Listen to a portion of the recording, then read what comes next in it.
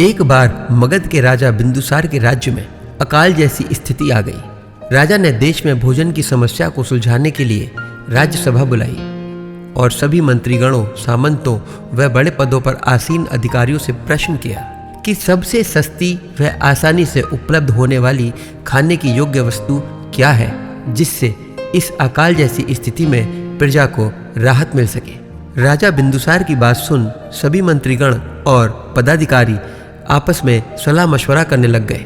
उसी सभा में मांस का भोजन करने वह कुछ बड़े और लालची पदाधिकारियों ने कहा, महाराज, सबसे सस्ता व आसानी से प्राप्त होने वाला भोजन मांस है। इसे पाने में मेहनत कम लगती है और भोजन भी मिल जाता है। बाकी सामंतों व बड़े पद के लोगों ने भी मांस के भोजन वाली बात का समर्थन किया, लेकिन उसी सभा में प्रधानमंत्री चाणक्य जी चुप थे।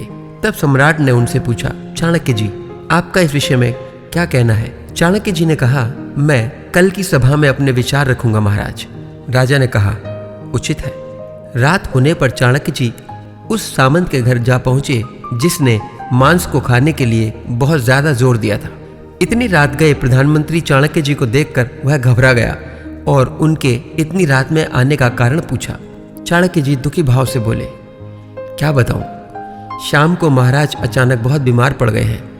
राजवैद्य ने कहा है कि सुबह तक किसी बड़े अधिकारी के हृदय का सिर्फ 1 तोला मांस मिल जाए तो महाराज के प्राण बचाए जा सकते हैं। इसीलिए मैं आपके पास आया हूं। इसके बदले चाहे आप जितनी स्वर्ण मुद्राएं ले सकते हैं। यह सुनते ही वह सामंत एकदम घबरा गया, चाणक्य जी के पैर पकड़ लिए और उल्टे 1 लाख स्वर्ण मुद्राएं देकर बोला कि इस धन से वह किसी और मंत्री या सामंत के हृदय का मांस खरीद लें और उसके द्वारा मांस न देने की बात राजा जी से ना कहें।